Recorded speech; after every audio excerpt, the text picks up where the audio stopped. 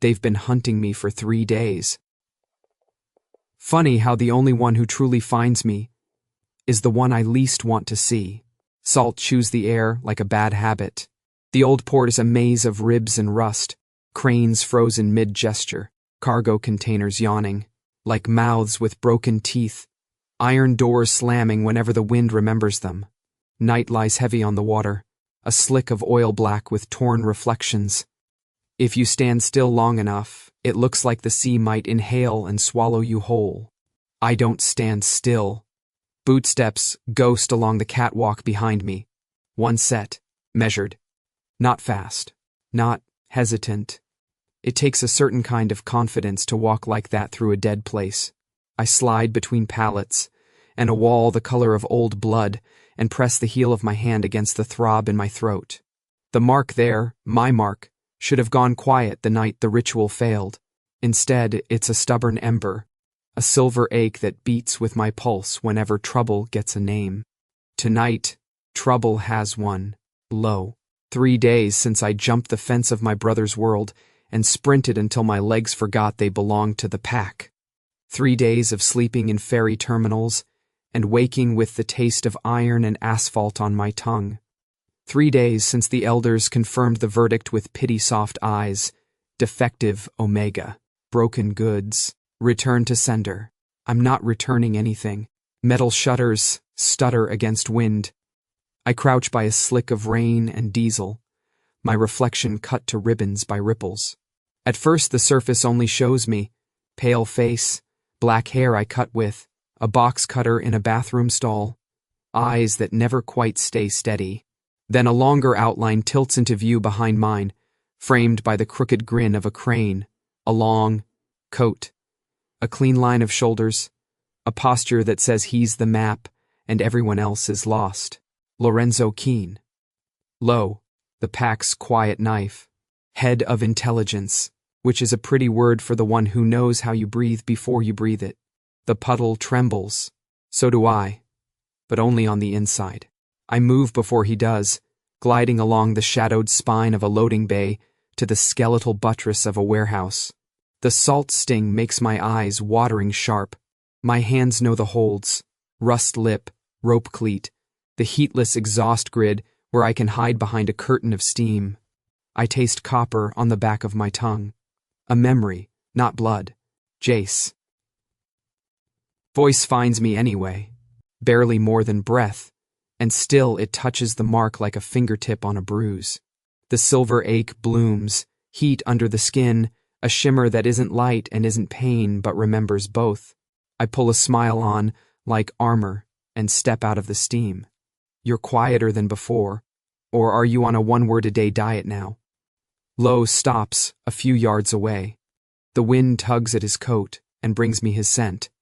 Rain on stone, the clean cut of winter, air right before it snows, and underneath it a steadiness that makes my hackles lift. He's not posturing. He never has to. His eyes, storm dark, unblinking, take me in like a ledger he's already balanced. You're still hiding behind your tongue, he says. I would roll my eyes if the mark weren't tingling like it wants to write a new rule on my bones. If I hide behind it, try and catch me without losing a finger. Something like a smile tugs the corner of his mouth. Lo's expressions are rumors. You hear about them from people who swear they saw one. He takes another step. The mark flares, slick star bright, and I swear I feel the echo in my teeth. It shouldn't do that, I say, too quick. The words come out as frost. It failed. We all agreed. You agreed, he says. They decided. They? I make my voice light. You mean the chorus of men who burned incense over me and called it mercy? The same ones who told my brother I could be fixed if you pressed hard enough? Lo doesn't look away. That's one of the things about him. He never flinches from the ugly. It makes me want to throw the ugly at him, just to see if it sticks. Come back, he says. I laugh, and the sound skids along the metal, startles a gull into a ragged cry. You're adorable when you pretend we're friends. We don't have to be friends, Lo says. That should make it easier. It doesn't. The wind steals warmth and leaves me with the graceless fact that he is closer than anyone should be, and I can't tell if I'm cold because of the night or because my body remembers the circle, the chant, the moment a knife kissed a bowl and my name was written into smoke. Brother's hands on my shoulders, heavy as verdict. Brother's voice, hold still, it will be over soon. Brother's eyes, flint. The elder's hands, careful, defective. They whispered without whispering. A risk, a shame, a problem to solve. If you say problem and look at someone long enough, they start to become one. I became a door with exit painted in red across it. Then I walked through. I shift weight to the ball of my foot. Lo's gaze flickers to the movement, then returns to my face. He's cataloging options. I know that game. I've lost and won it with lesser men. With Lo, there's no winning, only delaying. Why me? I ask, and my voice comes out raw silk. Out of all the knives they could have sent. Because I always find you, he says simply. The mark surges. Heat spikes down my spine. For a ridiculous second I think I might be visible from orbit, a little lighthouse of bad decisions. I drag the collar of my jacket higher, as if cloth can clamp down on magic. I'm not going back, I say. I know. Then what are we doing here? The wind answers before he does. A clang from a high loose door, the rattle of chain on a crane's hook. The sea inhales. I smell diesel and salt and the faint char of something older. Ritual smoke trapped in memory. Lo's head tips a fraction, like he hears a second conversation under this one. He says, stopping you from getting killed. Threats are supposed to be sexier than that. Not a threat. Right. A promise? I put my palms out. Go on then, promise me. Lo looks down at my hands. There's a crescent scar on the heel of the left, gift from a glass that, shattered during a bar fight, I didn't start and definitely finished. He catalogues that too. When he lifts his eyes, they hook me clean. You can be anyone, he says, quiet, but I am the one who will find you, again and again. I feel the line of that in my marrow. Not a boast, a fact. The kind that carves. The mark answers before I can. A bright, swift burn races around my throat like a comet ring. Instinct rolls me back a step. The warehouse rail bites my spine. I swallow a curse that tastes like copper and pride. It shouldn't, I start. Do that, he finishes with me. I know. We hang there in the blue-black between what I want to say and what I will never give him. The wind presses the smell of the sea into my clothes. Lo doesn't reach for me. That feels like the worst kind of mercy. I'm leaving, I say. You'll run, he says, mild. I'll vanish. You'll leave breadcrumbs. I snort. I'm not Hansel. No, he agrees. You're the wolf who keeps pretending he's a boy lost in the woods. The laugh I release surprises both of us. It's short, sharp, and it cuts something loose inside. Tell my brother that line. He'll frame it. Lo's mouth does that almost smile again, and I hate how relief moves through me like warmth after frostbite. I hate that my shoulders unclench, because he said brother and not alpha. I hate that the mark is silent now, as if soothed by the sound of him not lying. Stay, he says. Make me, I say, because I don't know how to do anything but shove when someone opens a door. For a heartbeat, we are two magnets, flipped, fighting to decide which face will show. Then, I move. Not fast. Fast is noise. I slide and drop and turn. A dark thread slipping through the loom of steel. The catwalk rings once under my weight. Then I'm down the ladder, and the ladder is air. I cut across the open yard. A stray shadow with a heartbeat. The wind tears at my jacket and fills my ears with static. Behind me, I hear nothing at all, which is how I know he follows. I leave him something on purpose. Not breadcrumbs, he was right about that. Just a square of paper wedged, under the twine-wrapped handle of a crate near the bay's edge. I don't look back when I do it. I don't have to. Lo has always been good with small things that matter. By the time he reaches the crate, I'm a silhouette at the end of the pier, swallowed in the mouth of night.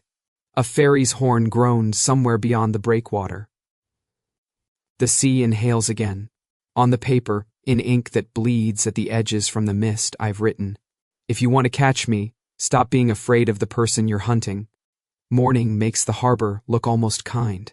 The water has traded last night's oil black for a bruised blue. Gulls heckle the horizon like they've got notes on the sun's performance. Wind pushes the smell of salt and kelp into the cheap bar where I'm currently pretending to be a person named Jay who knows how to froth milk and not start trouble. The bar sits on the pier like a stubborn barnacle, planked floor gone soft from spills and storms, chalkboard menu missing 3 letters, bell over the door that rings like a cough. I'm behind the counter because people expect the person behind the counter to be harmless. Expectations are a useful illusion. They don't hold up under teeth, but they'll get you to lunch. 2 long blacks and a slice of whatever counts as cake, Tina sings, hip-checking the cooler with a grin. She's all sun-streaked ponytail and wide eyes, the kind of girl the sea never eats because it's busy trying to impress her. What if what counts as cake is treason? I ask, tamping grounds.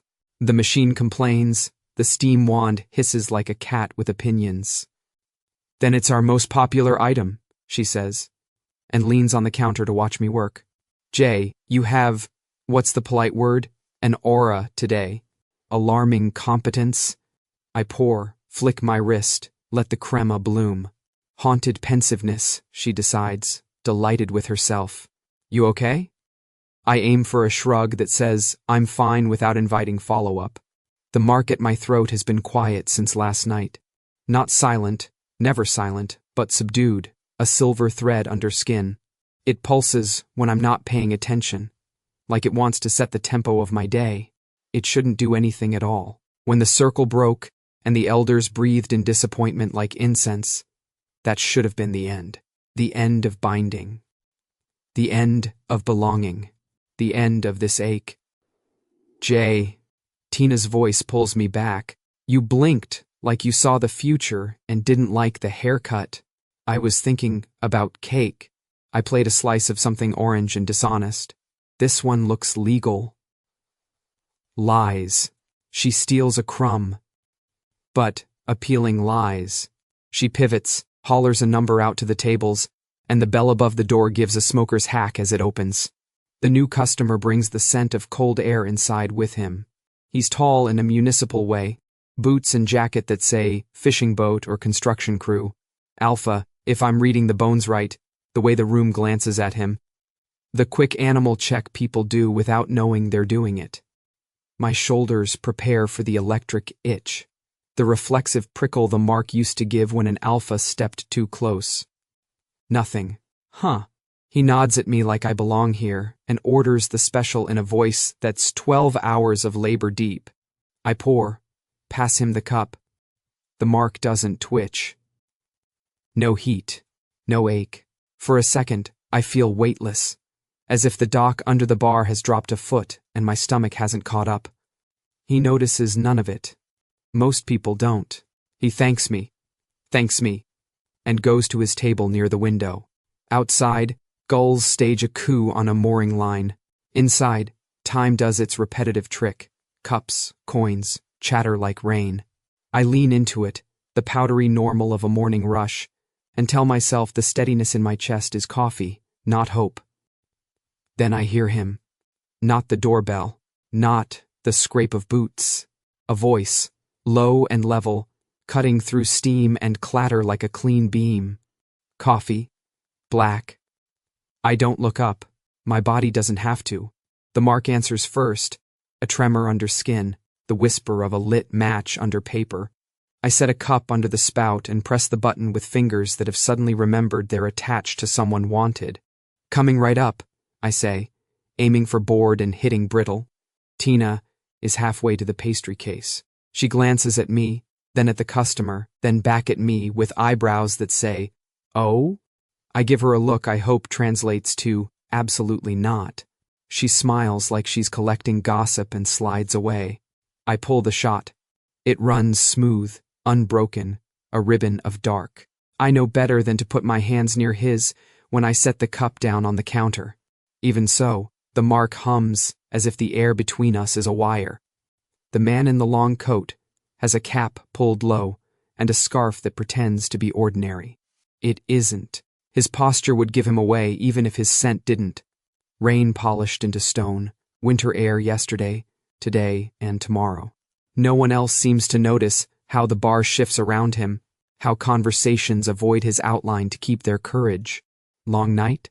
I ask. Because if I don't say something bar-flavored, I'll say something sharp and real, and that's not on today's menu. 3, he says. Hours or days. He doesn't quite smile. Yes. I slide the sugar toward him. He ignores it. Of course he ignores it. On the house for law enforcement, I say brightly. Because a game needs stakes. Not law enforcement, he says. His voice is warmed by the coffee cup, not the sentiment. Just passing through, then welcome to Wrong Wharf. We specialize in things that drift, and people who pretend they meant to wash up here. He lifts the cup. Steam climbs his scarf. He takes a measured sip, then another, and sets it down. The mark buzzes, not a flare, just that unnerving awareness, an extra heartbeat where one is already plenty. What do you think? I ask, all innocence. We've been improving our roast. The roast is fine, he says. The service? Efficient. The company? His gaze rises to meet mine fully, and even though I was the one who set the trap, I'm the one who almost steps in it. His eyes are the same storm dark as last night, unblinking not out of challenge but because blinking would mean missing something. You tell me, he says. I slide the salt shaker closer. He doesn't look down, which makes it more fun. With a flick that would make any petty god of mischief groan with pride. I tip the cap and let a brief white arc fall into the coffee. Tina, across the room, inhales sharply, then slaps a hand over her mouth to smother a laugh. He lifts the cup again and takes a long swallow. No flinch, no cough.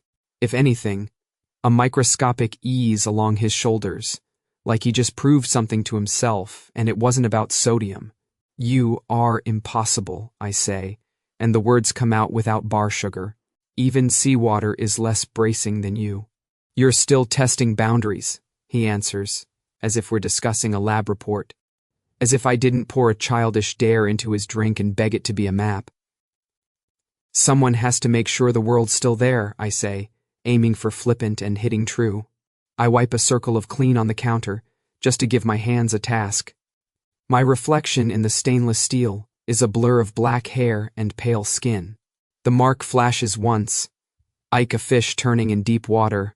I lower my chin. Jay, Tina leans in, not subtle. The harbor master wants to know, if we have exact change for a 10. We have exact change for nothing, I tell her. Tell him to bring a 20 and hope. She laughs and dissolves back into the morning. A chair scrapes. The alpha in the municipal jacket leaves, tipping the brim to me as he goes. The mark doesn't care. Of course it doesn't. It trembles for winter air in a long coat, and for the careful way he says my name like it's a coin he doesn't want to drop. I realize he hasn't said my name here, not once. He called me Jace last night, and the sound of it lit me up. Today, he's left that match unstruck. Anything else? I ask. Too bland.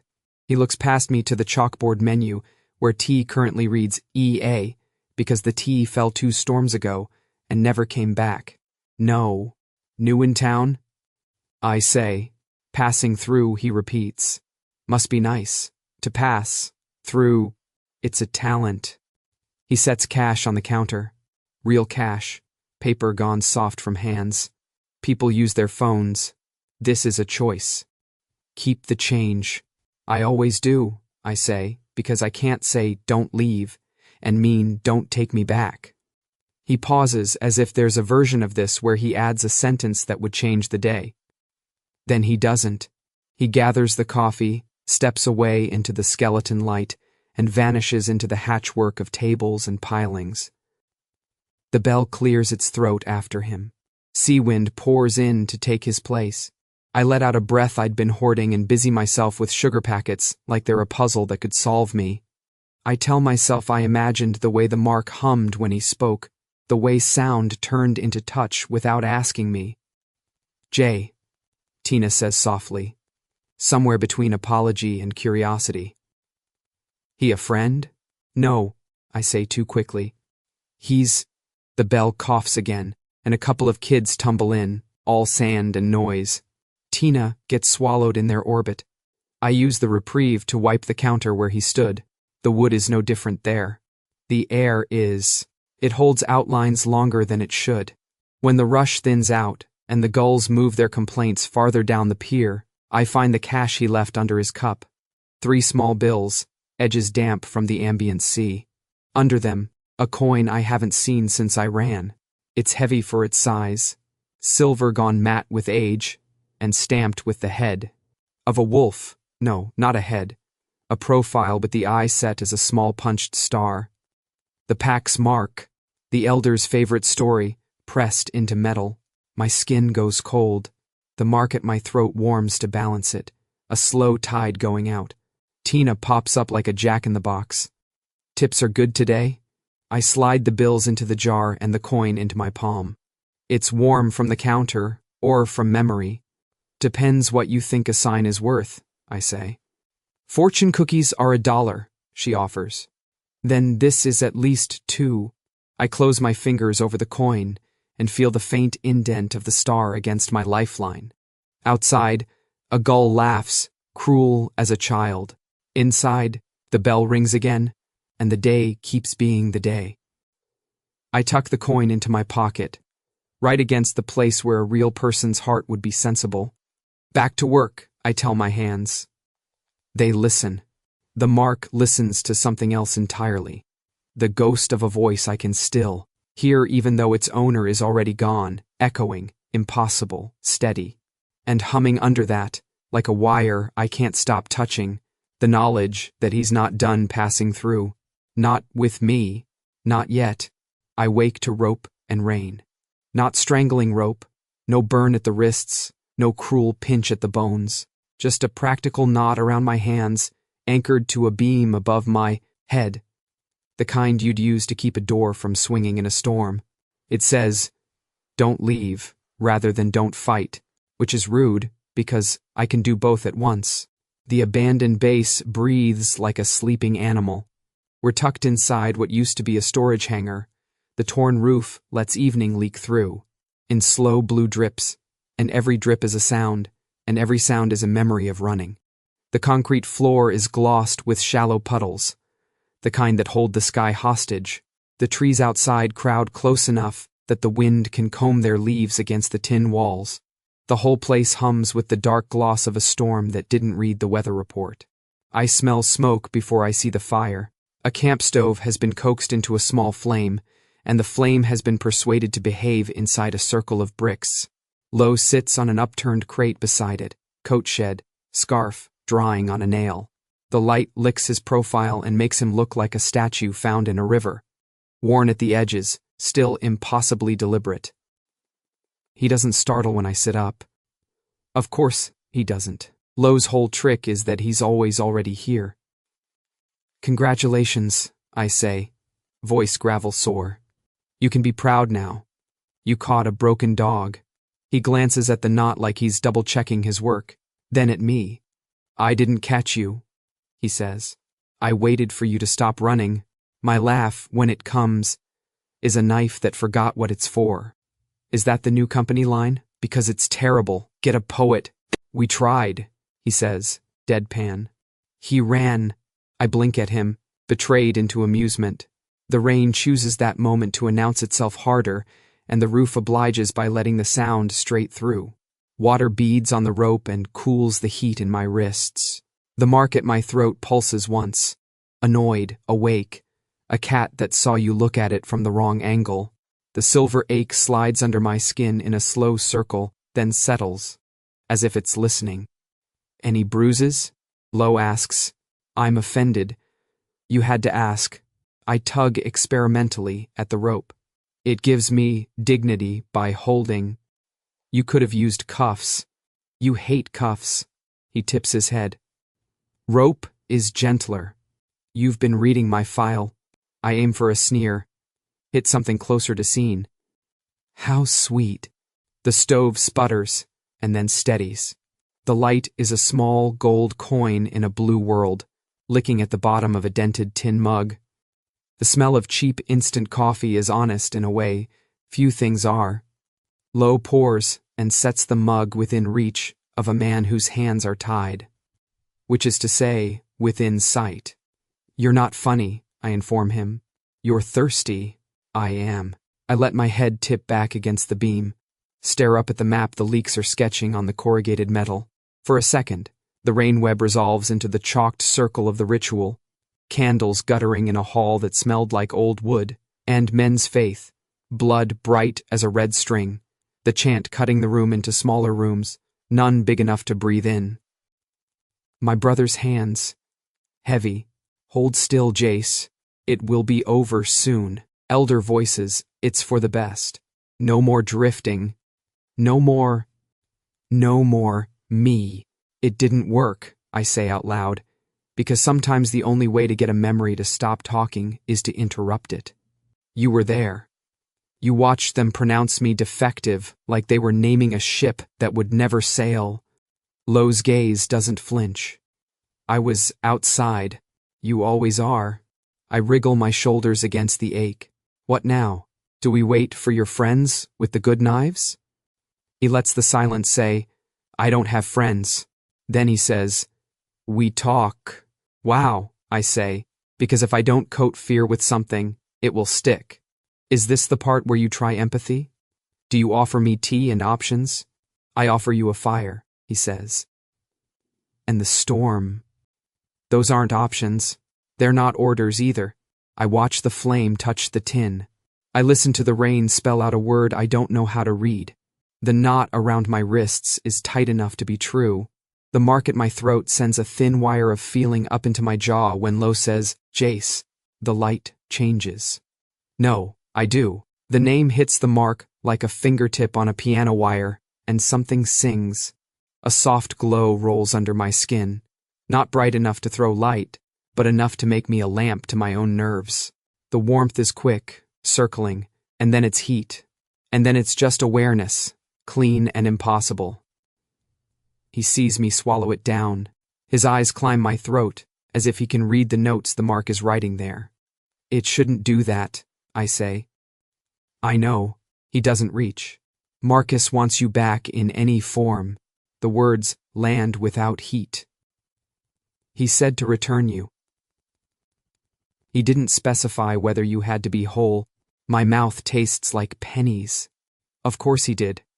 My brother, practical as a ledger. A risk, the elders said. And Marcus wrote solution in the margin. Anything can be solved if you don't listen closely enough to what it cost. Say the rest, I tell Lo. Say the ugly part so I don't have to imagine it worse. Lo meets my eyes. He said if you wouldn't come, I should bring your mark. There's a sound inside me I wouldn't make in front of anyone if I could help it. It's small and violent and belongs in a room with no witnesses. The rope keeps my hands quiet while the rest of me remembers how to be angry without shaking apart. Great, I say, too bright. So the plan is to skin me for the label. Classic Marcus. He always loved trophies. He loved winning, Lo corrects softly.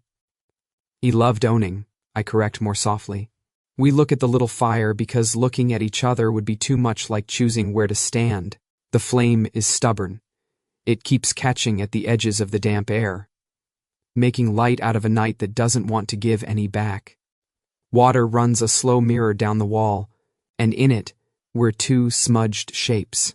A man made of winter and watchfulness, and a boy with a halo that's a scar.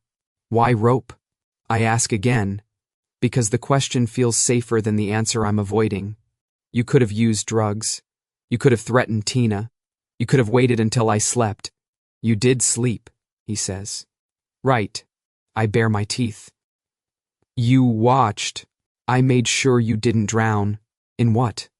My own lies? In the roof.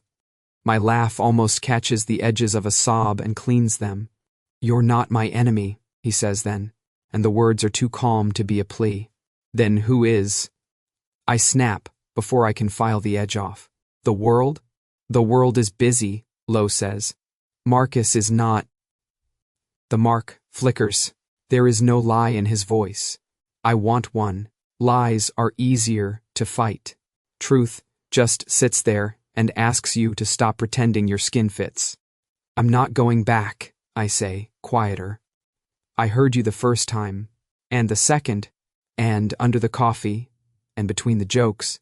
He shifts on the crate, sets his elbows on his knees. For a moment, he looks human tired. I didn't tie your feet. I look down. He's right.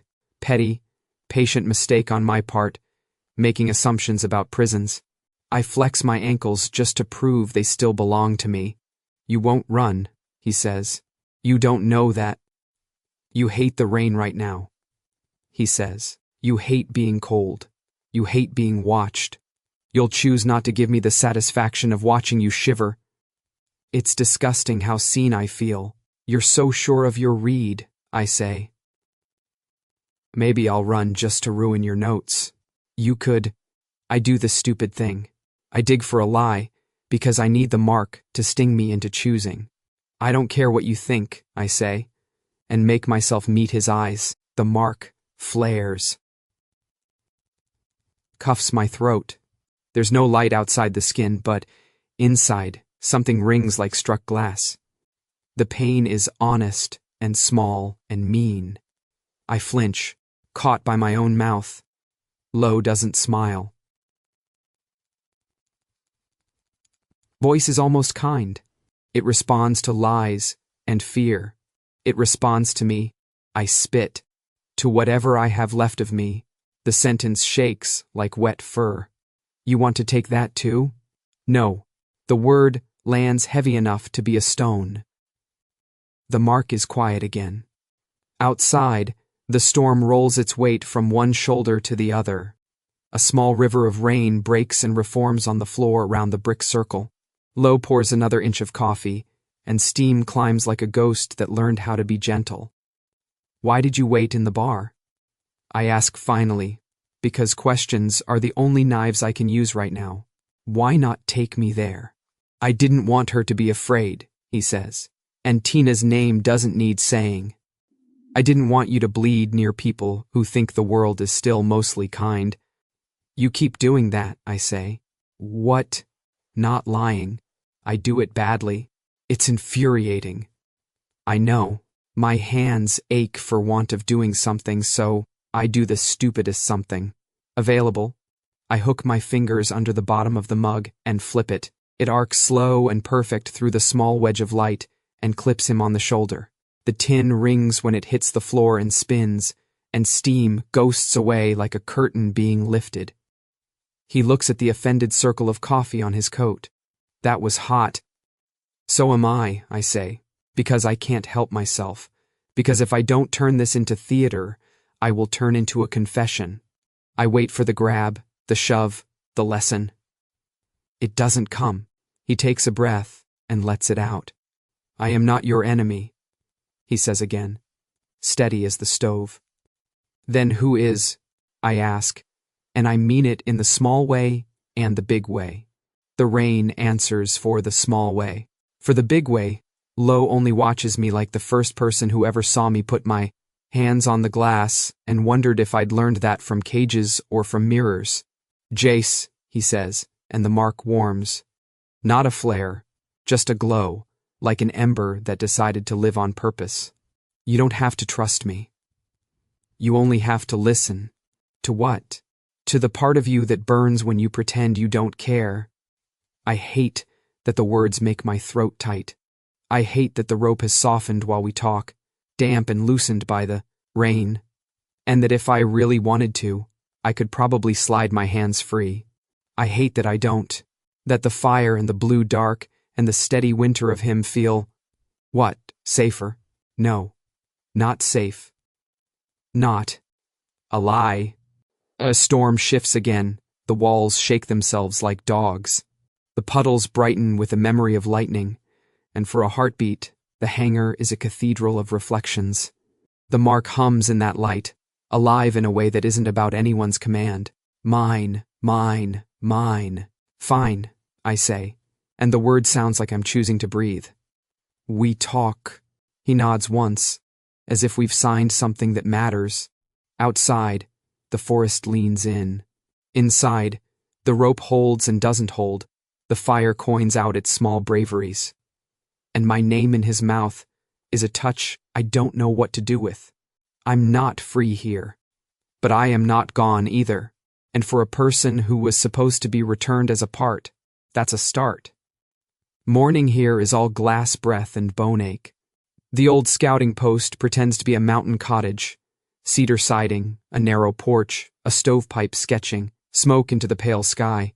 But the angles are too clean, the path up from the switchback too deliberate. It's a house built by people who value exits more than windows. It smells like coffee and cold metal and the brief mercy of fire.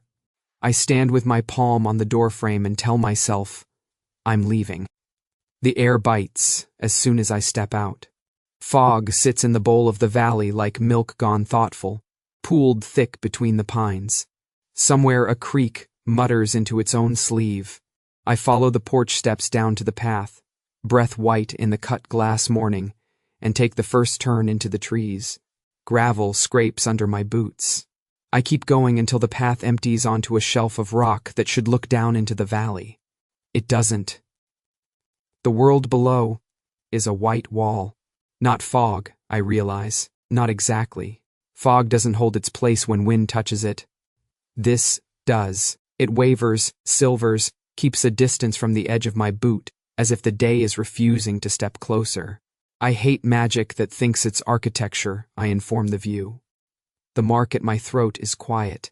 It's been quiet since last night, like it's watching with interest, like I am a very slow play, and it's willing to sit through the first act.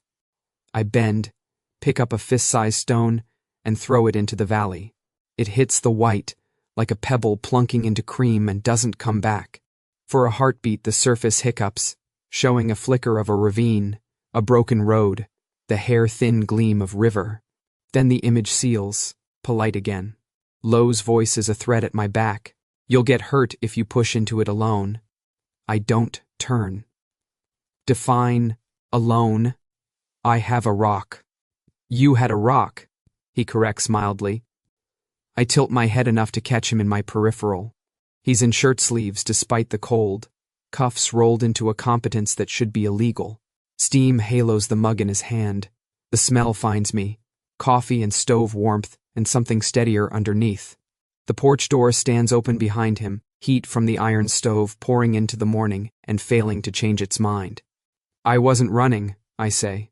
Of course. He sips. You were conducting research. Field study, I say, and wrap my arms around my ribs like I'm hugging my thesis. Conclusion, the valley's lying. It's an illusion, he says.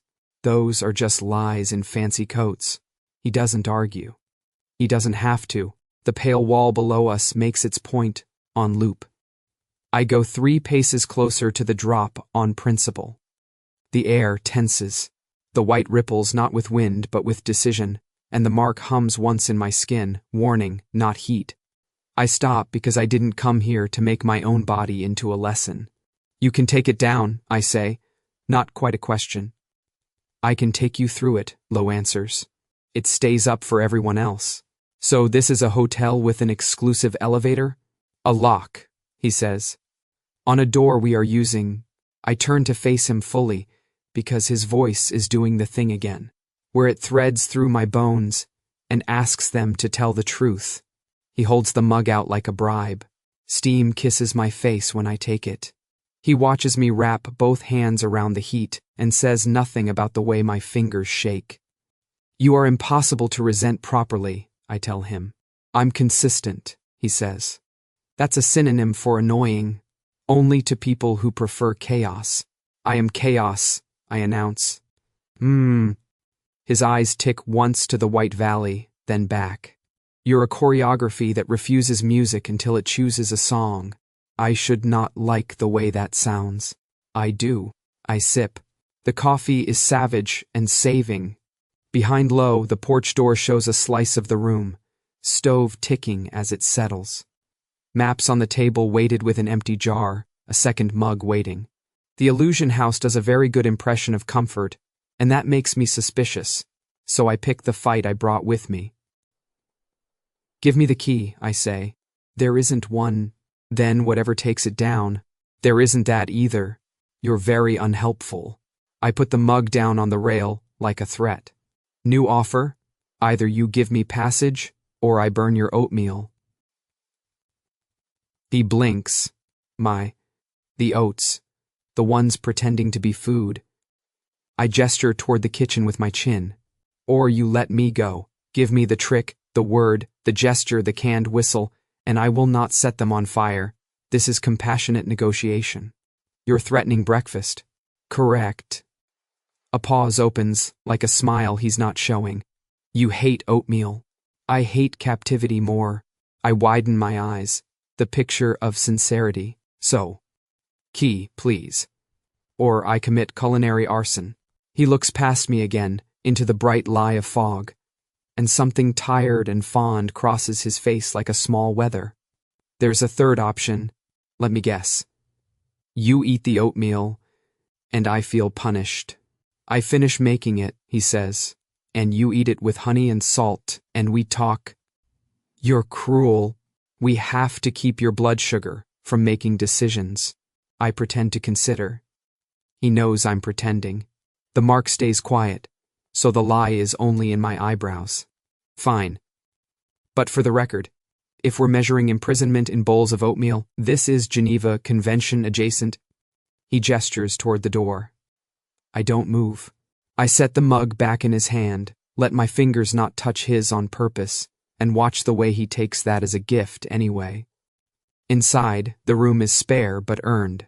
Blankets folded with blunt precision, a rack, with a canteen and a coil of rope, a line of spare shirts like a grayscale horizon. The stove ticks its small metronome. He sets water to a cautious simmer and pours oats like the sentence he intends them to be. Music? I ask of the quiet. Static, he says, and he's not wrong. The morning hums, the illusion house keeping its balance like a dancer in second position. The comm link on the table vibrates. It's subtle, a gnat kind of sound. He glances down, then doesn't reach. Which is why I do. I touch it with the corner of my nail and roll the screen toward me. A message blooms against the black. Return asset. No, please. No signature. Marcus, in 2 words. I keep my face careless because it seems important not to give my brother this room too. He writes like a ransom note, I say, and flick my gaze up. Lo's already watching me.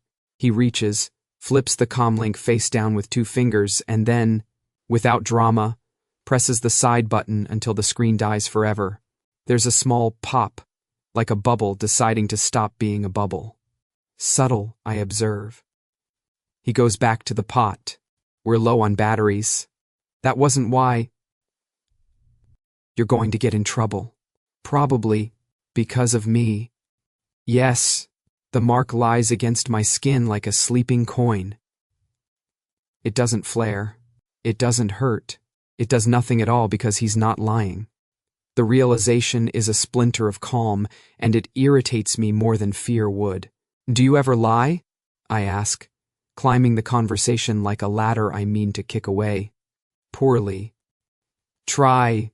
He considers, as if I've asked him to juggle knives while the stove watches. Your coffee yesterday was terrible, he says.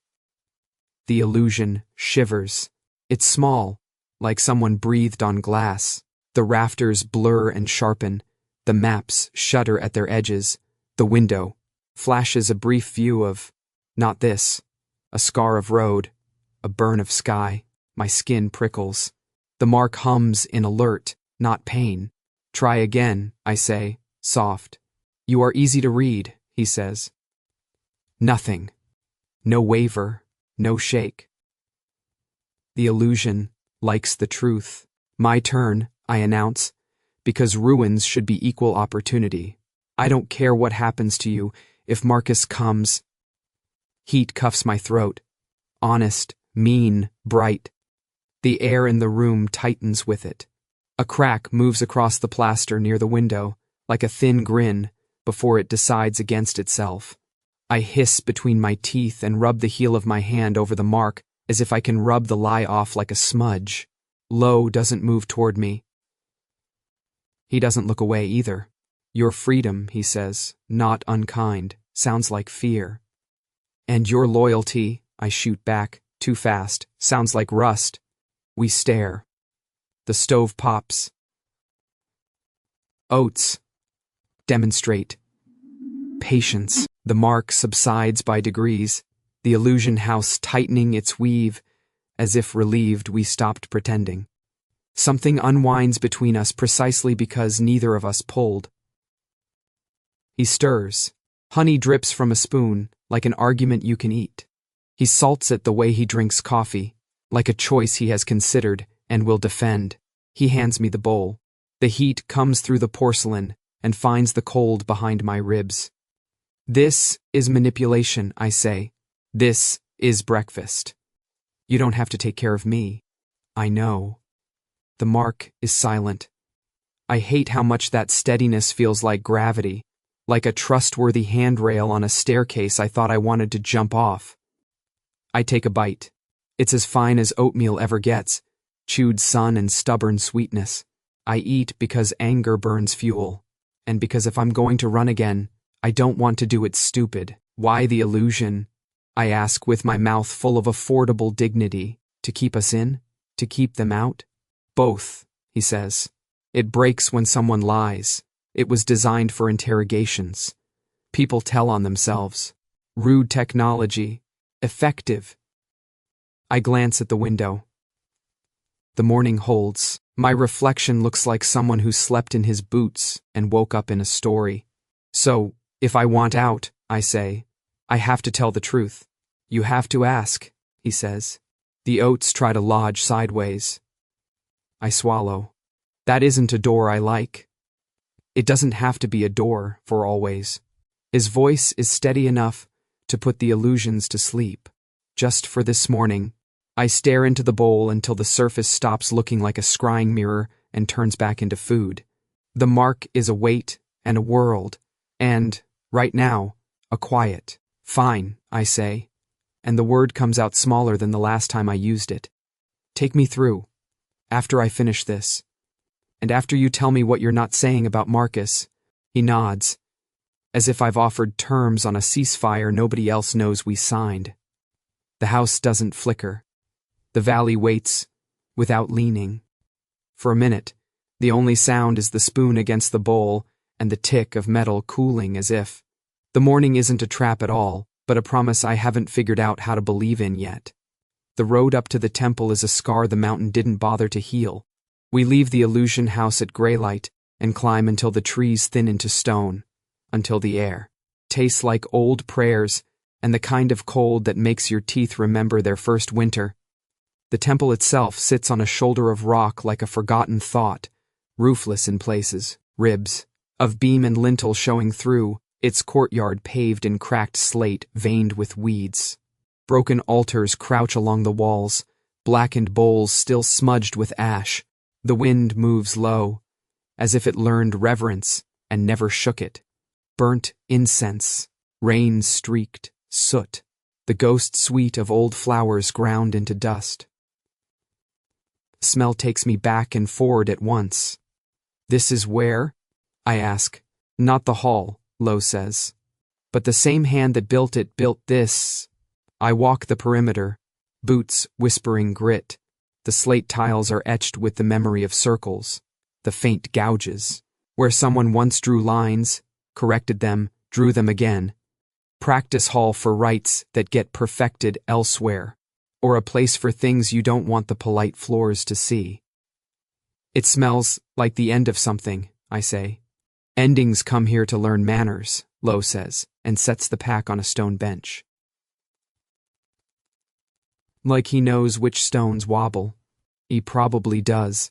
The mark at my throat stirs as we cross the courtyard. A slow, awake stretch. Not heat yet. Attention. I press my fingers against it and feel the small ridges like a map I never asked for. I stand before a cracked altar that has a spill of red baked into it. Years old, maybe decades, but red insists. The wind lifts my hair and lays it down again. Tell me, I say. He doesn't pretend not to know what I'm asking. He doesn't make me drag it out of him with knives and jokes. You know the story of a failed mark, he says. How sometimes the bond refuses both halves and snaps the circle. Sometimes, I echo, like lightning refusing a rod. The hall told that story about you, he continues. Marcus repeated it. My brother is a chorus when the song flatters him. Lo takes a breath like he's stepping onto thin ice and trusts the ice anyway. He mixed his blood with yours.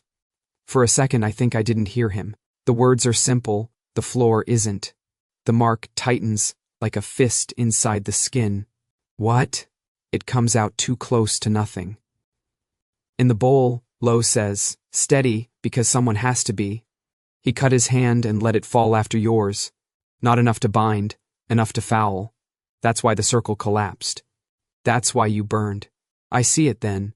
Not the way I remember it, but the way it was. The bowl, the blade, the elders careful. Hands, and Marcus behind me.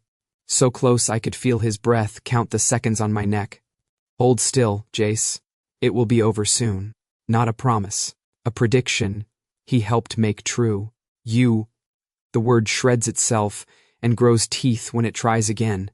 You knew. I knew he lied, Lo says, not moving closer, not moving away. I didn't know the method until after. I pieced it together from residue, from the timing, from what the mark did to you and didn't do to anyone else. You knew. I can hear the kid I keep inside me, the one the elders shrank with their soft eyes, the one who wanted so hard to be something he could name. He's furious and humiliated and brand new. You stood outside. You took orders. You brought me coffee and rope. I knew he lied, Lo says again, and the mark does not flare. The wind combs incense out of the stones and lays it over us. I knew that if I told you, you would think it was leverage. That you would think I was using truth to move you when lie failed. I would have believed you, I say, and my throat closes on it. I swallow anyway. I should have, The mark surges, a sharp, bright cinch, the kind you get when you grab a hot pan because you want to pretend you don't need help. I flinch, fingers digging into my own skin. Fine. I bite out, breath shaking. Maybe I wouldn't have. Maybe I would have laughed in your face and broken something on purpose. Happy? No, he says, and there's enough of a tremor under the word to make the air check its balance. I turn away, because the altars don't know how to watch without judgment. Stone doesn't care if you bleed on it. Stone teaches that like a lesson. The wind pushes at my shoulders, cold hands that don't push hard enough. He did it to break me, I say to the blackened bowls, to make sure I didn't belong to anyone, not even to myself. He did it to keep you from binding to him, Lo says. I pivot so fast the courtyard stutters. What?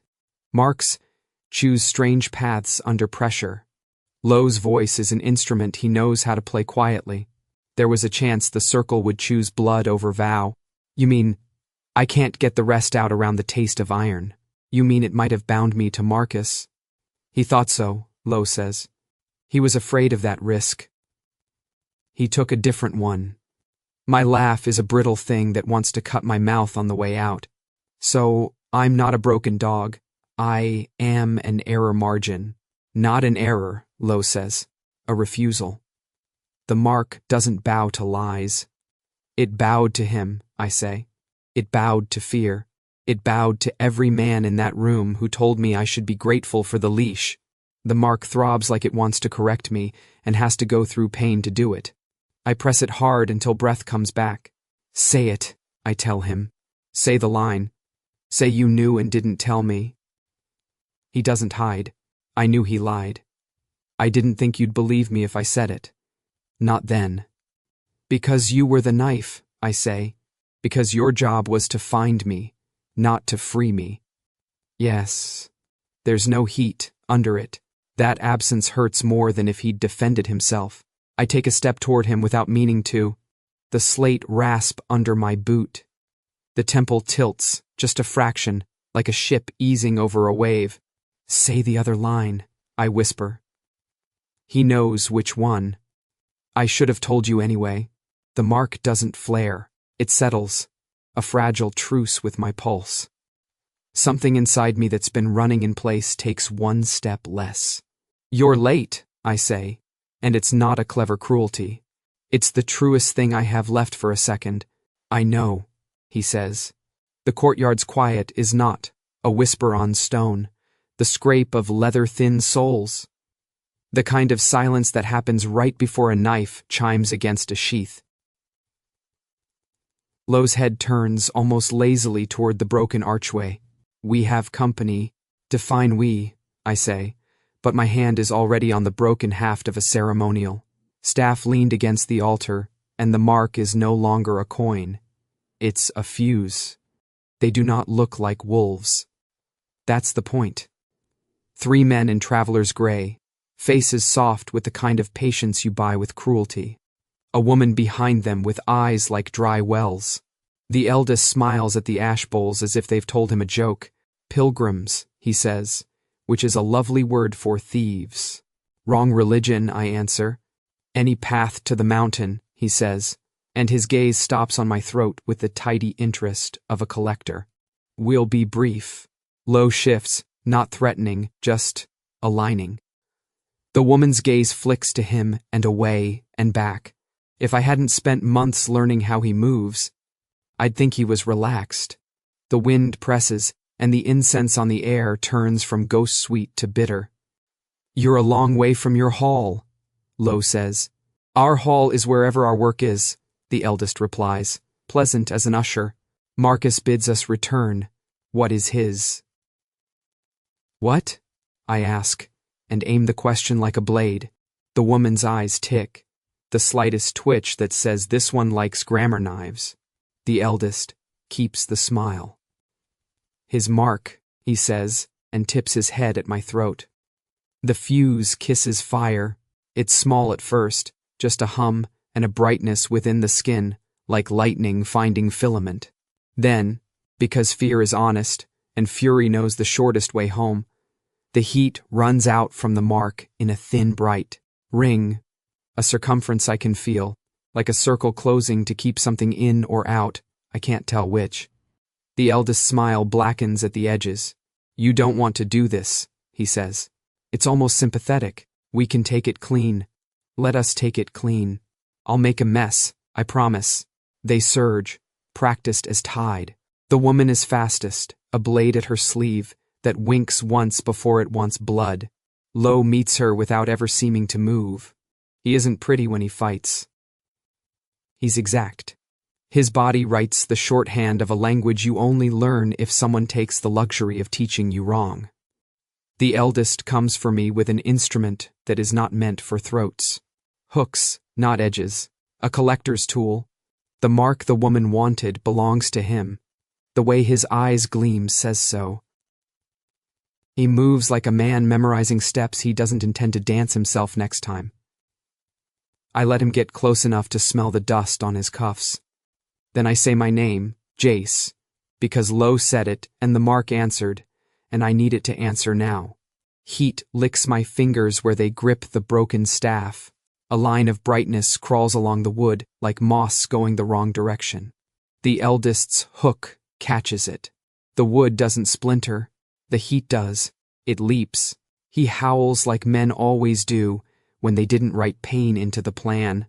The hook drops, ringing the slate. The mark's light isn't light, but they see it. Their pupils pinch.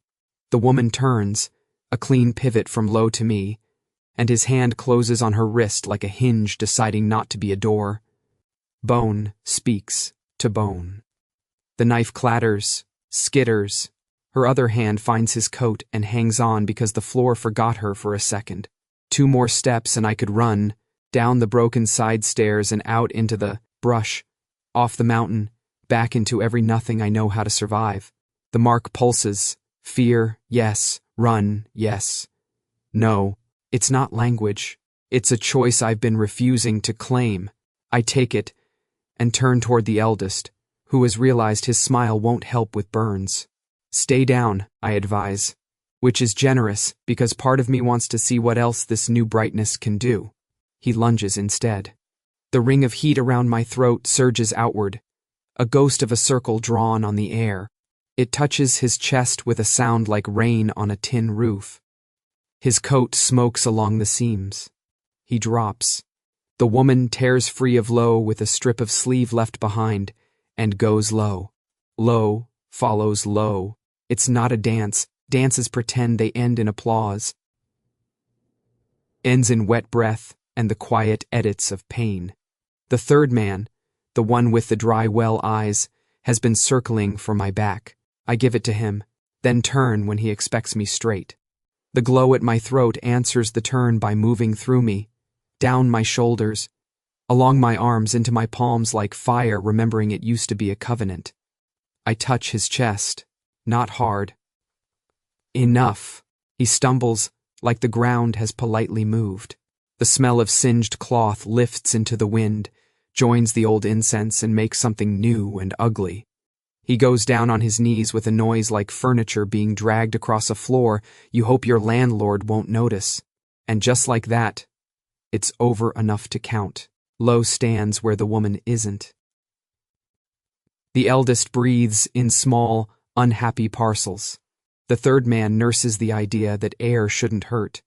The mountain exhales a lesson. My hands are shaking. I don't know if it's victory or heat.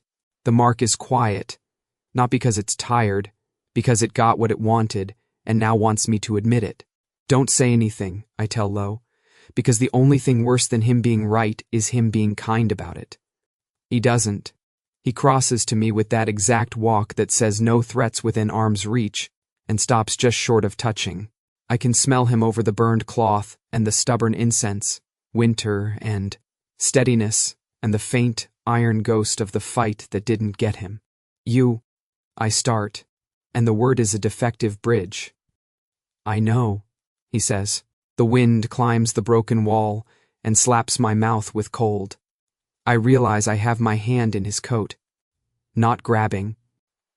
Holding. There's a whole theology in the difference, and I hate that I know it. I hate you, I whisper. Then stop holding my hand, he says. I look down. My fingers have curled into the wool at his side, white knuckle neat. I unclench, slow enough to be my own embarrassment. The heat in my palms fades. The mark hums once, a contented animal curling up now that it chased off the men who thought it belonged to them. We stand there in the tattered temple with the smell of other people. Choices around us, and the mountain pretends it wasn't listening. Somewhere below, a raven laughs like a bad omen that learned a new joke. You should have told me, I say, because I am not done paying us through it. I'm telling you now, he says. It's late, I say. I'm here, he says. The wind presses between us and keeps us from finding out what would have happened if it hadn't. The almost kiss is a corner we don't turn. His mouth is a not yet. Mine is a maybe that tastes like ash and salt. I step back first because pride is my last cheap friend. The envoys make small hurt sounds and remember they can leave. They do, in the clumsy grace of people who thought they were collectors and learned they're not fireproof. Lo watches them go without gloating. I watch them and think about circles that were supposed to own me and didn't. The temple holds the echo of the fight like it holds all the rest, politely, without comment. I rub the mark with the heel of my hand, and it doesn't punish me for the lie I almost told when I said I hated him. It waits, like it learned patience from stone. We should move, Lo says, practical. which is his way of giving me time without pretending time isn't the cost. Right, I say, and tuck the burned staff back against the altar, a thank you for lending me its spine. Let's go before my brother starts sending people with less politeness. He's low on those, Lo says, and if there's a smile anywhere near his mouth, it's not for me to see. We shoulder the pack between us, and the mountain path receives our weight. The wind keeps the ash smell, the temple keeps its secrets, and the mark at my throat learns a new trick. It listens when I say mine and hums like it believes me. The hangar looks like a ribcage the city forgot to bury. Corrugated walls bow inward as if listening. Skylights hold thin slices of moon like someone mislaid a handful of coins. Sodium lamps flicker in the bone-white yard outside, carving shadows into meat. Inside, the air smells like oil that gave up and dust that refuses. We step through the side door with our breath held, because the night asked for silence, and we wanted to be polite. The door sighs anyway. Our footsteps translate into the language of empty places. My mark lies cool at my throat, coiled, waiting, as if the mountain taught it patience and the city taught it knives. He's already here. Marcus stands near the central drain, precisely where rain would gather if the roof did its job. He wears his coat like a commandment and his smile like a verdict. Behind him, 3 black SUVs make a dark constellation through the open bay doors. Their engines tick as they cool. The men who came in them are the kind who count by threes, 3 heartbeats, to draw, 3 seconds to reload, 3 excuses to tell themselves later. Little brother, Marcus says, and his voice strokes the hangar flat. You've kept us busy. Occupational therapy, I say. I hear it's good for men who confuse obedience with moral fiber. His eyes skim me, efficient as inventory. They stop on my throat. The muscles in his jaw make a small private decision. You've dirtied your blood. You did that, I answer. With a bowl and a knife and arrogance you called caution. Lo shifts a fraction behind me. He's not hiding. He's aligning. Marcus's gaze ticks past me to him and clicks there like a lock settling on a door. Keen. Marcus inclines his head the way he does to men he pays. You brought him. Now finish it. Lo's silence is not the same as obedience. The hangar hears it and waits. Lorenzo, Marcus says. He never uses the nickname. He thinks names are leashes. You heard the elders. Return the asset. If he won't come, end him. No more stains, no more drift. The men by the SUVs ease their hands toward their coats as if the knight asked a question, and their weapons raise their hands in class. You mistake me for a tool, Lo says, voice even as a rail. I'm not your knife. You are not the master of my hands. A small thrill runs through my body like relief's sharper cousin. Marcus's smile thins to a scar. I own what you swore, he says. Not anymore, Lo answers. Marcus tilts his head, bird-curious. You presume much, Scout. He presumes freedom, I say. It looks good on him. Marcus doesn't look at me when he speaks. He never did. Not when there was a man to address instead. You've taken to insolence as if it were art, he says to Lo. Perform later. Do what you were made to do now. Lo moves, but not toward me, toward Marcus. The men behind the SUVs unspool like film, their weapons shine like blunt thoughts. The first shots crack the night into shards. I flinch on instinct, and then feel nothing where fear should prickle. The mark flares, a small sun under skin, and the bullets whine wide as if something bent the space they needed. Don't, Marcus says, and I understand he's not telling his men. He's telling me. He lifts a hand. There's a device in his palm, a little arch of black metal with filaments running delicate as veins. I taste copper. The mark answers with a low growl I feel in my teeth. Sit, Marcus says, and the device sings on a frequency my bones hate. My knees dip before rage shoves them straight again. Heat lunges up my throat, bright as a swallowed star. The device makes a hungry sound. My mark answers, and the answer is no. The heat leaps across the space between his palm and my skin, a white lick of refusal. The metal shrieks and blackens. Marcus's hand jerks. His mouth opens in a startled shape he thinks is beneath him. You can't use my throat to leash me, I say, breathing too fast. Not anymore. A pity, he says, and briefly, truly, he looks disappointed. Keen. The asset. Stop calling me. I start, but there's no time to finish because the men have decided to justify their drive across town. Lo meets the first two with the quiet violence that looks like mercy if you're a fool. He does not fight pretty. He fights precise. A wrist breaks the way a twig does under a boot, and a man remembers his knees without meaning to. Lo doesn't look at me. He doesn't need to. We've been one long argument since the port, and it turns out arguments can be choreography when the floor is honest. Marcus comes himself because delegating has failed to satisfy. He moves like he's learned 30 versions of cruelty and is bored with all of them. A blade breathes into his hand. He doesn't aim for my throat. He knows better. He feints low, catches my ribs, draws a line that isn't deep enough to kill but will sting when I laugh next. I show him my teeth anyway. You've always loved theater, he says. You've always loved an audience, I say, and knock his wrist aside with more anger than art. The mark throws a shimmer along my forearm where his blade grazes. The steel spits and pouts. Behind him, Lo takes a hit he can't translate into grace. A rifle butt catches the side of his skull and draws an ugly sound out of the night. He goes to one knee. The man who did it, wide shoulders, small eyes, eager, cocks his weapon for the end of something. Lo, I don't know I say it, until the mark leaps in my mouth. The syllable drags light up from my chest, through my throat, out along my tongue like I've swallowed fire and found it useful. Marcus sees where I'm looking. He smiles, finally honest. There, he says softly. There's your leash. I move without deciding to. Marcus's blade kisses my sleeve on the way past and fails to make me bleed. The world narrows to Lo's body in the wrong angle of moonlight. He's half turned toward me, one knee down, one foot planted, a refusal even on the ground. And there, over his heart where oath signs are inked under skin, my eyes catch the ghost of a sigil, the pack's mark burnt in by vow. I didn't know where he carried it. I know now because my mark knows.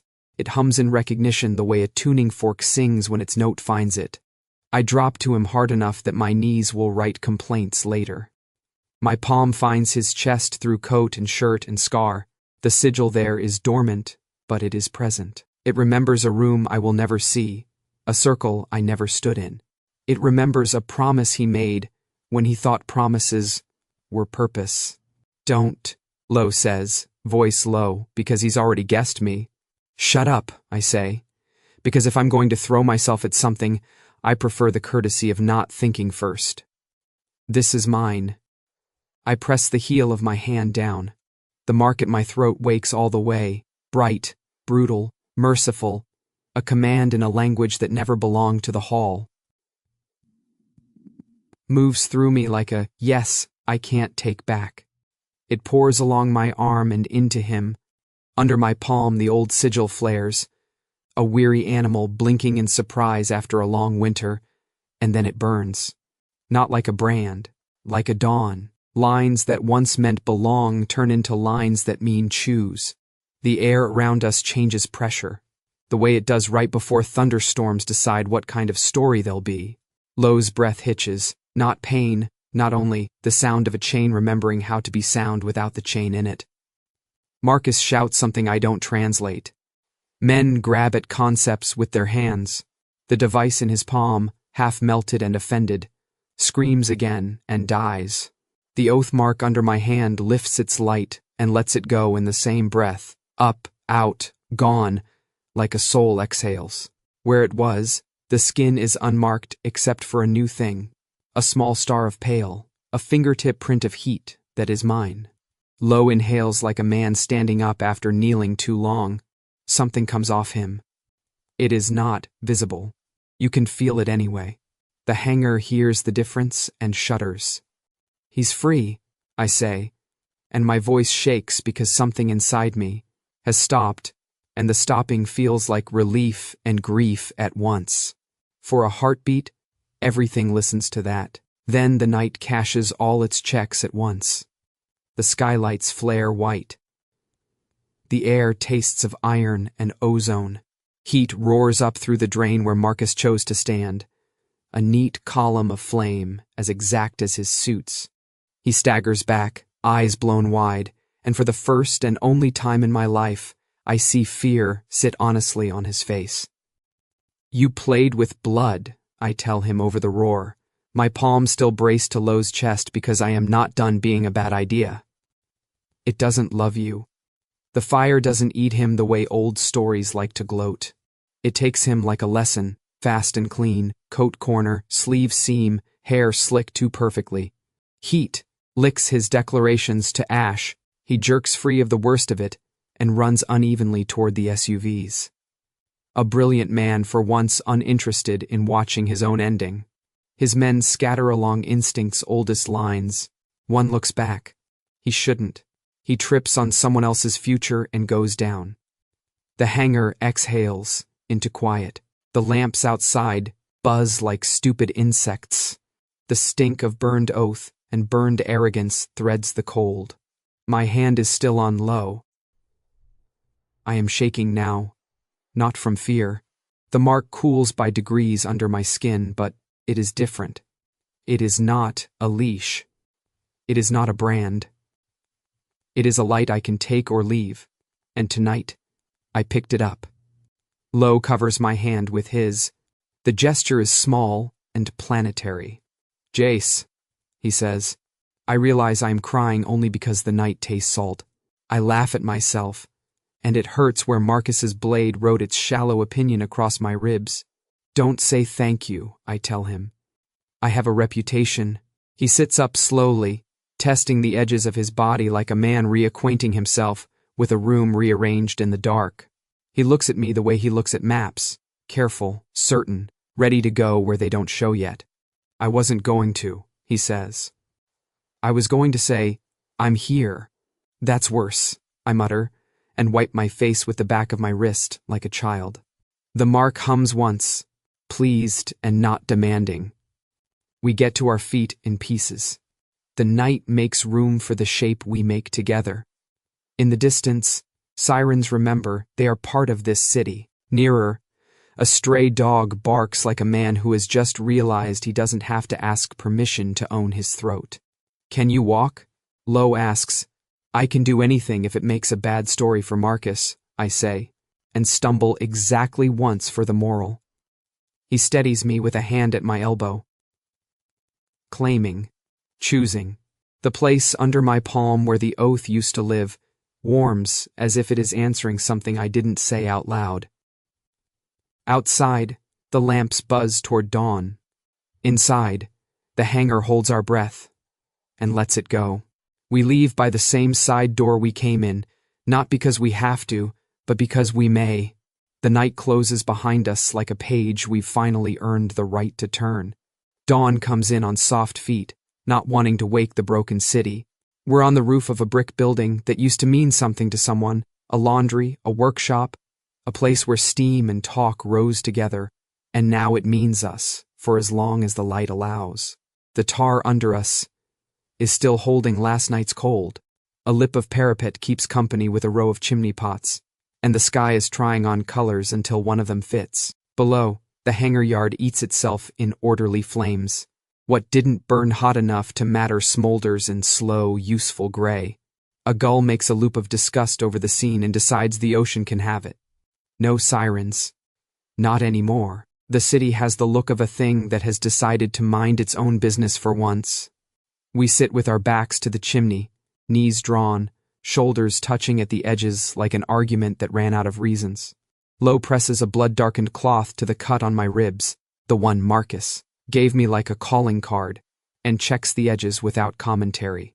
I'm supposed to hiss and pretend it doesn't hurt. I don't. He's earned the sound.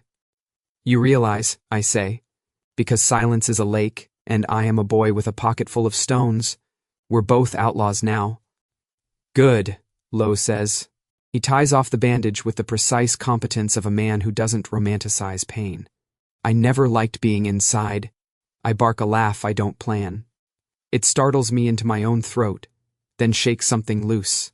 The sound keeps happening without my permission. It's not sharp. It's not weaponized. It's ridiculous. Full, clean as morning air. I clutch at the bandage and laugh until I have to wipe at my eyes, and the cloth picks up a tear, like it's just another thing to catalog. Stop, I say, breathless. I'm going to pull a stitch I don't have. I can get you one, he offers. Absolutely not. I lean back harder into the chimney and watch smoke climb out of the city's mouth as if it's finally remembering how to breathe. The mark at my throat steals the light and gives it back, a quiet pulse that doesn't demand. It glows the way a coal does when someone sane has already taken the fire away. Warm reminder, not warning. If I touch it, my fingers come away with nothing but the thought of warmth. You're staring, Lo says. I'm making sure it's not a tattoo of regret, I say. Those are hard to explain to strangers. Strangers rarely ask the right questions. That's because they haven't met you. I tilt my head to look at him. He has a new pallor under his winter, the aftershock of what I burned off his chest. When he meets my gaze, it's steady in that Galileo way of his. Time, not trend. Under the collar of his shirt, where an oath used to be written in a language I disagree with, there's quiet skin and a small pale star where my hand left heat. It looks improper. It looks perfect. Any dizziness? He asks. Only the existential kind. Vision? Unfortunately, still excellent. A gull carves a line up the river, and I can count the flicks of its primary feathers. Yours? He considers. Different. Different. How? Lighter, he says. And his mouth moves like he's not sure the word belongs to him yet. We watch the hangar settle into shapes the city will forget by lunch. A wind climbs past, cool fingers sifting through the tangles the night left in my hair. A train 2 neighborhoods over announces itself without checking who invited it. The top of the sky flips from blue bruise to blue promise. What now? I ask, and it's not a dare. North, he says. Past the rail yards, past the places the hall thinks are edges, far enough that the map stops pretending to be truth and starts being paper again. I hear the North is full of beautiful problems, I say, chasing humor because it knows how to share a bed with hope. Good, he says. We're collectors. I let my head tip toward his shoulder. It goes there like it has a right. He doesn't move or make it a moment. He just stays. The roof warms a degree. The chill crawls out of my hands and watches the light from a short distance. You should know, I say after the quiet has done its work. I'm conditionally agreeing. To your dramatic northern exile. Ah. The corner of his mouth considers a smile and keeps it. Name your condition. 1. I hold up a finger. I don't run anymore. Agreed. 2. I hold up another. You don't give orders. He hesitates just long enough to make it matter. Agreed. 3. You said 1. The ghost of the smile returns and sits down properly for a second. I indulged 2. 3. I insist. And don't actually have one. The mark warms like it knows I'm lying and approves of the attempt. If I think of a third, you'll regret agreeing sight unseen. I regret a great many things, he says. This won't be one. I breathe that in, and it does something useful to my spine. We let the city be the city. People on their way to unambitious mornings move down there with the beautiful ignorance of the unhunted. A woman takes out her trash and slippers and curses the lid as if it offended her privately. A kid rides a bike he's too big for, his knees flaring out with each delighted push. A cat sits on a window ledge, pretending it's learned its zen. Life continues. It always does. The trick is figuring out how to stop offering yourself to its maw. Did you ever think you'd be free? I ask, not quite looking at him. Not in the abstract. No, he says. Not for me. For who then? You, he says simply. The mark hums soft, and the illusion of me having a neutral heart fails with grace. I look at my hands because they are a safe shape to study. The cuts across my knuckles are going to turn stories into scars by Tuesday. I rub at a smear of soot and fail to move it. The city has its way of leaving its signatures. Don't say thank you, I warn again, out of habit. I wasn't going to, he says. I was going to ask if you wanted coffee. I always want coffee, I say, and reach into the pack we dragged up here, on the improbable chance that immediate necessities could also be gentle. The tin rattles like a promise. The little alcohol burner fits between two loose bricks like this roof has been waiting for us to do something ordinary on it. The water takes its time, because time is what we have given ourselves. While it heats, I take out 2 enamel cups. They used to be blue. They've been loved into a precise version of chipped.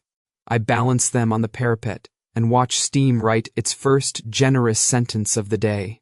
Lo coaxes flame under the tin, with a match struck off the sole of his boot. It's not a trick. It's memory pretending to be a trick. You realize, I say, because I have to test every surface for give, that people will follow, not the hall at first, the sort who sell maps they drew themselves. I know, he says. We'll avoid the roads they think are the only roads. And if they catch us? They won't. That's not a plan. It is, he says mildly. It's called competence. I fake an affronted gasp. You and your treason against humility. Water hisses a little question that the coffee answers by darkening. I pour slow, watch the swirl, let the smell walk the last of the night out of the corners of my mind. Before I hand him his cup, I add sugar to both, generous and unapologetic. I hold one out.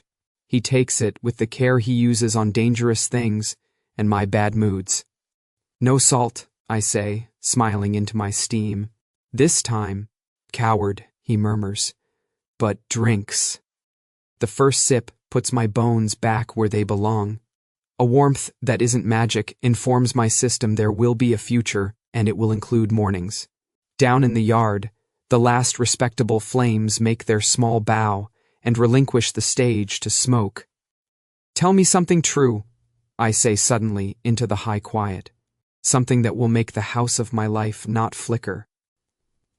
He takes a breath. I feel it, because we're a city block's worth of close. You don't have to be what anyone named you, he says. The mark agrees with an almost heat. Approval, not sting. It lights under my skin, and then goes attentive again, like a creature that has decided to be domesticated only insofar as it suits both parties. My turn, I say, and let the words stand unarmed. You don't have to stand outside. He looks out over the lip of the roof, to the broken edge of morning. The admission lands on him like a coat that fits. I know, he says. We finish the coffee the way we finished the night, without ceremony. He folds the burner away. I tuck the cups in their cloth. The city wakes properly, sending up ordinary noises to test the sky's acoustics. Somewhere, a bakery opens and commits an assault on self-control. The smell of sugar makes my stomach reconsider its opinions about breakfast. North, Lo says again. But it's not an order. It's a door he's holding open.